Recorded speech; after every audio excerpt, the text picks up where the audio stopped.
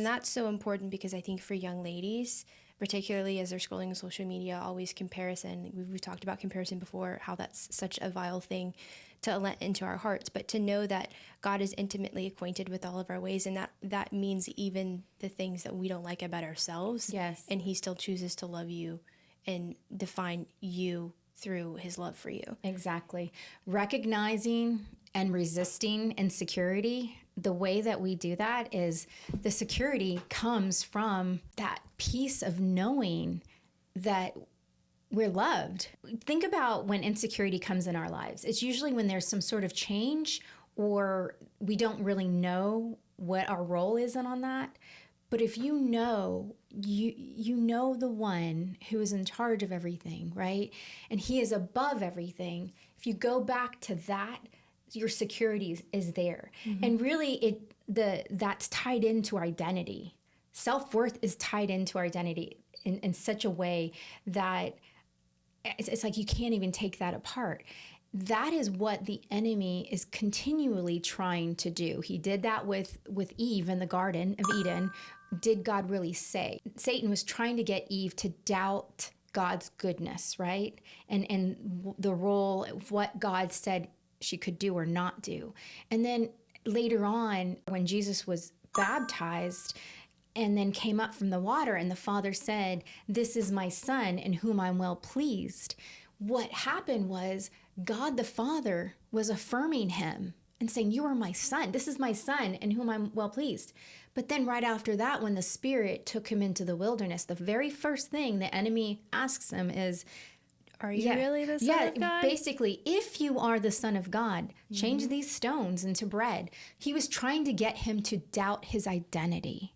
Right? Mm-hmm. And so when you get to a place of doubting your identity, what did Jesus show us that he did? It is written. It is written. So really trying to take those thoughts captive, and how it alleviates the insecurity and the jealousy and the envy that comes is realizing, wait a minute, the truth is this: everything that God has made is beautiful.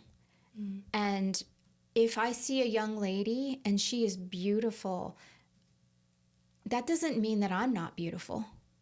And if she's good at this talent, that doesn't mean that I have to be good at that talent.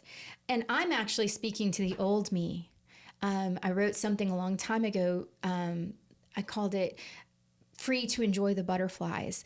And basically what that was reminding me is something the Lord was teaching me was the fact that everything he's made was beautiful. Mm-hmm. I don't have to compare who I am and what I do with what someone else was doing, because that would prevent so many opportunities for friendships and relationships because of my own insecurity, mm-hmm. because of my own self-worth.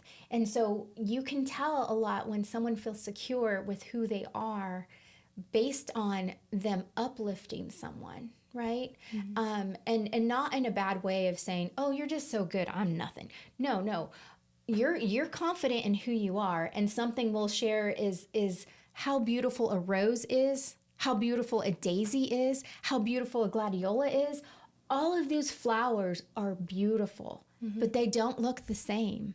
The same thing I remember when the Lord was showing me about the beauty of how he's made each and every one of us. And hey, listen, I just turned 50, and I would love to tell you that goes away, the insecurity of comparing. It does not. There's other seasons that come up, like maybe someone's child is able to do this and your child does not do it. No, the enemy does not. I do not place my self-worth in being a parent, being a wife. It's got to be in the way that God has made me. And in what he's called you to do. Exactly. With your time. Exactly. I always love the rose comparison that you do. There's a rose and a tulip are both beautiful, but they don't look the same because they have different purposes. Yes.